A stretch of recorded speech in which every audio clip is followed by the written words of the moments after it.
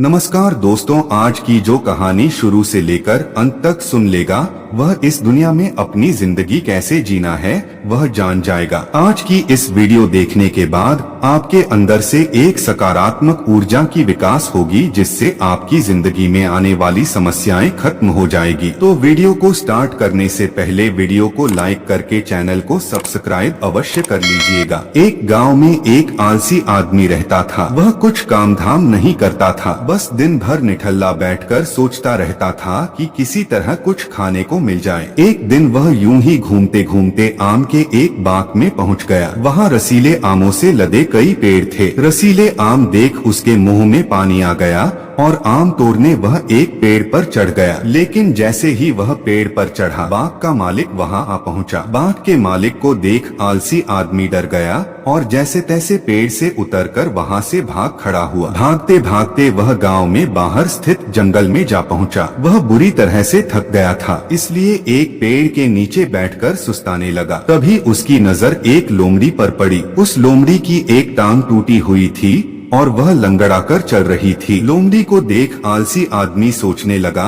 कि ऐसी हालत में भी इस जंगली जानवरों से भरे जंगल में ये लोमड़ी बच कैसे गई, इसका अब तक शिकार कैसे नहीं हुआ। जिज्ञासा में वह एक पेड़ पर चढ़ गया और वहां बैठकर देखने लगा कि अब इस लोमड़ी के साथ आगे क्या होगा। कुछ ही पल बीते थे कि पूरा जंगल शेर की भयंकर दहाड़ से गूंज उठा, जिसे सुनकर सारे जानवर डरकर भागने लगे। लेकिन लोमड़ी अपनी टूटी टांग के साथ भाग नहीं सकती थी, वह वहीं खड़ी रही। शेर लोमड़ी के पास आने लगा। आलसी आदमी ने सोचा कि अब शेर लोमड़ी को मारकर खा जाएगा, लेकिन आगे जो हुआ वह कुछ अजीब था। शेर लोमड़ी के पास पहुंचकर खड़ा हो गया। उसके मुंह में मांस का एक टुकड़ा था जिसे उसने लोमड़ी के सामने गिरा दिया। लोमड़ी इत्मीनान से मांस के उस टुकड़े को खाने लगी। थोड़ी देर बाद शेर वहां से चला गया। यह घटना देख आलसी आदमी सोचने लगा कि भगवान सच में सर्वेसर्वा है। उसने धरती के समस्त प्राणियों के लिए, चाहे वह जानवर हो या इंसान, खाने पीने का प्रबंध कर रखा है। वह अपने घर लौट आया। घर आकर वह 2 से 3 दिन तक बिस्तर पर लेटकर प्रतीक्षा करने लगा